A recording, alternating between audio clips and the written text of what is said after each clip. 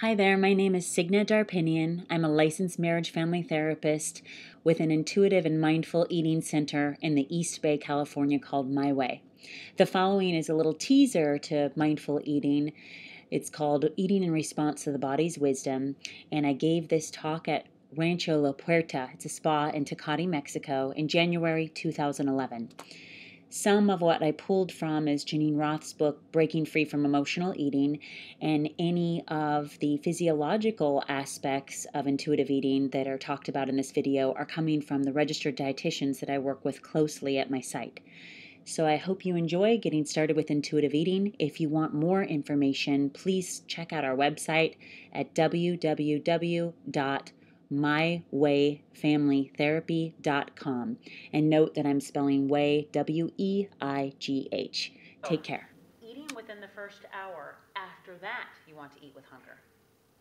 Does that make sense? So a lot of people don't wake up hungry. They don't get their hunger naturally within the first hour. And if you're somebody who has a hard time eating in the morning, I think it's more about just kind of getting into the habit, even starting with a very low kind of caloric something to rev up the metabolism, getting in the habit, and then you will start to get hungry. I have clients who have night eating syndrome, and it's sort of the same thing, where they wake up at 3 in the morning, say midnight or 3 in the morning, and at that time, they'll go and eat about a quarter of their calories for the day with food. And so what ends up happening is their body automatically gets hungry at that time. It's really hard to treat. But same idea. So that once you start eating within that first hour, you will start getting hungry. It might be a little mechanical at first, but you'll start getting hungry. So after that, you eat with hunger. Okay? So the example that I used last night is if I have a serving of oatmeal. Okay? That's not very many units of energy, but that's what I start with. So I can pretty much predict when I'll be hungry given the units of energy that I had last. Does that make sense? So do people, in the last night what we talked about, and we'll get kind of more hands-on because I want to hear what people are up to with their food. What we were talking about last night is there are typically a couple of styles of what people are doing with hunger. Some people are overriding it and not eating their first meal until later on in the day, and what that does is get you below your metabolic rate. And then when you do eat, there's a tendency for the food to get stored, okay? Because your body doesn't know whether you are if you're not feeding your body doesn't know if you're doing that involuntarily or voluntarily. So it just thinks that you're on a deserted island somewhere without any access to food, and it responds in that way.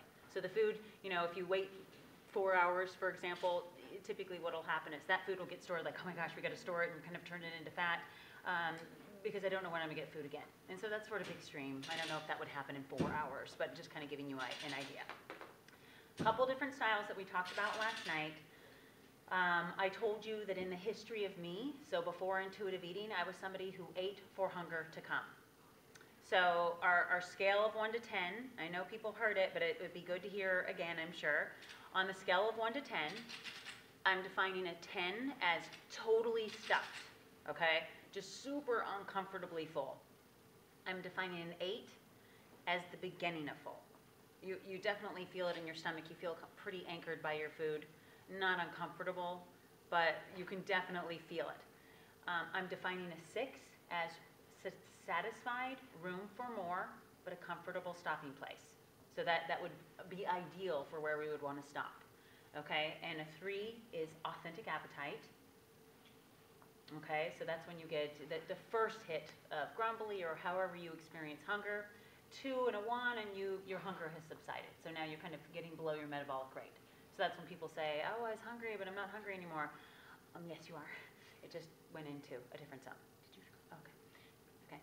So there are a few different styles. There are people who are always eating more at a 4 or a 5. So say they never get hungry, and so they're eating for hunger to come. Now, sometimes that is intuitive eating.